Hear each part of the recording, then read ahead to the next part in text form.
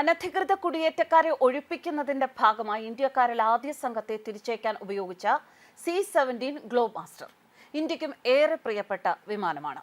205 അനധികൃത കുടിയേറ്റക്കാരുമായി ടെക്സസ് വിമാനത്താവളത്തിൽ നിന്നും പുറപ്പെട്ട വിമാനം US നിരവധി ദൗത്യങ്ങളിൽ ഉപയോഗിച്ചിട്ടുള്ള ഒരു വിമാനമാണ്. ബോയിങ്ങിന്റെ വെബ്സൈറ്റിൽ നിന്നുള്ള വിവരം അനുസരിച്ച് പരമാവധി 130 പേരെ, പാലറ്റുകളിൽ 80 പേർ, സൈഡ് വാൾ സീറ്റുകളിൽ 54 യാത്രക്കാർ മാത്രം വഹിക്കാൻ സാധിക്കുന്ന വിമാനത്തിലാണ് 205 പേരെ കയറ്റിയിരിക്കുന്നത്. അമേരിക്കയ്ക്ക് മാത്രമല്ല ഇന്ത്യൻ എയർഫോഴ്സും ഈ വിമാനങ്ങൾ ഉപയോഗിക്കുന്നുണ്ട്. US കഴിഞ്ഞാൽ ഏറ്റവും കൂടുതൽ C-17 ഗ്ലോബ് മാസ്റ്റർ വിമാനങ്ങൾ ഉപയോഗിക്കുന്നത് നമ്മുടെ ഭാരതമാണ്. ആദ്യ ടീമിൽ ട്രംപ് ഇന്ത്യയിൽ എത്തിയ അവസരത്തിൽ C-17 ഗ്ലോബ് മാസ്റ്റർ വിമാനങ്ങളും കൂടെ എത്തിയിരുന്നു. ട്രംപിന്റെ സുരക്ഷാ ഉദ്യോഗസ്ഥർക്ക് സഞ്ചരിക്കാനുള്ള വാഹനങ്ങൾ, ക്വാഡ് ലാക് 1 സുരക്ഷാ ഉപകരണങ്ങൾ തുടങ്ങി മെറീന 1 എന്ന ഹെലികോപ്റ്റർ വരെ അമേരിക്കയിൽ നിന്നും ഇന്ത്യയിൽ എത്തിച്ചത് C-17 ഗ്ലോബ് മാസ്റ്റർ എന്ന വിമാനത്തിലാണ്. ഇത്തരം 6 വിമാനങ്ങൾ ഇന്ത്യയിൽ എത്തി എന്നായിരുന്നു അന്ന് പുറത്തു വന്നിരുന്ന റിപ്പോർട്ടുകൾ. ലോകത്തിലെ ഏറ്റവും വലിയ മിലിറ്ററി ട്രാൻസ്പോർട്ട് എയർക്രാഫ്റ്റ് ആണ് C-17 ഗ്ലോബ് മാസ്റ്റർ. 80കളിൽ മക്ഡൊണാൾഡ് ഡഗ്ലസ് US എയർഫോഴ്സിനായി വികസിപ്പിച്ച വിമാനമാണിത്. 1995-ൽ US എയർഫോഴ്സിന്റെ ഭാഗമായി മാറി.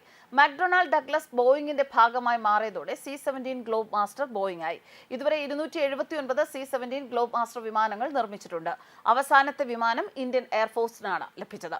ഗ്ലോബ് മാസ്റ്റർ വ്യോമസേനയുടെ ട്രാൻസ്പോർട്ട് എയർക്രാഫ്റ്റുകളാണ്. രക്ഷാദൗത്യങ്ങളിൽ പ്രധാന പങ്ക് വഹിക്കാൻ സാധിക്കുന്ന വിമാനങ്ങളിൽ ഒന്നാണിത്. അടിയന്തര ഘട്ടത്തിൽ ഏറ്റവും അധികം ആളുകളെ ഉൾക്കൊള്ളാനുള്ള ശേഷിയുണ്ട്. ഒരേ സമയം 2 ഹെലികോപ്റ്റർ, ടാങ്ക്, ആയുധങ്ങൾ, 102 പട്ടാളക്കാർ എന്നിവ ഗ്ലോബ് മാസ്റ്ററിന് വഹിക്കാൻ സാധിക്കും.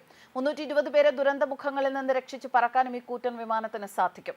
അമേരിക്ക അഫ്ഗാനിസ്ഥാനിൽ നടത്തിയ രക്ഷാദൗത്യത്തിൽ ഗ്ലോബ് മാസ്റ്റർ ഉപയോഗിച്ചിരുന്നു. 2021-ൽ 823 പേരെ വഹിച്ചാണ് ഈ കൂറ്റൻ വിമാനം പറന്നുയർന്നത്. രാത്രിയെന്നോ പകലെന്നോ ഒരു വ്യത്യാസവുമില്ലാതെ ലോകത്തെവിടെയും ഇതിന് ലാൻഡ് ചെയ്യാനും സാധിക്കുമെന്നതാണ് പ്രത്യേകത. കഠിനമായ ഭൂപ്രദേശങ്ങളിലുള്ള ചെറിയ എയർഫീൽഡുകളിലേക്ക് വലിയ ഉപകരണങ്ങളും സാധനങ്ങളും സൈനികരെയും നേരിട്ട് കൊണ്ടുപോകാനും സാധിക്കും.